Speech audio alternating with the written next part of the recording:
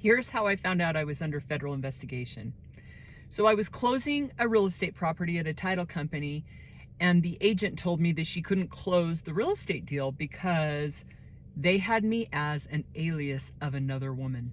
So my name is Portia Lauder, and I live in Utah. And there was another woman in Utah, and her name was Portia Bunker, and she was under federal investigation. So what are the chances that there are two Portias investing in real estate in Utah? Well, she was a hard money lender, and the FBI was investigating her for fraud, and they thought I was an alias of Portia Bunker. So I hear this when I go to the title company. They say, oh, you're under federal investigation. We can't close this real estate deal.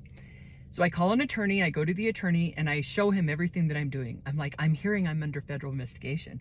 And I map it all out. And he goes, oh, this is brilliant. You don't have any problems. You're not that important. I wouldn't worry about it. The feds aren't looking at you. So I go home, and the next day the real estate lawyer calls me and says, you need to come back in. We talked to a criminal defense attorney. You might have some problems. So I go back to the office, and the criminal defense attorney says, again, just lie low. If they investigate you, then we'll deal with it then.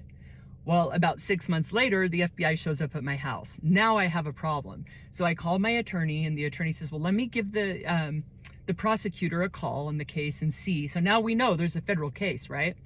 So we go in to meet with the prosecutor, and the FBI's there. And when we sit down at the table, the FBI agent's mad, and there's a bunch of people there, and my attorney's like, this is not going the way we thought it would go. So she takes me out and she goes, listen, we probably need to leave. This isn't working out so well.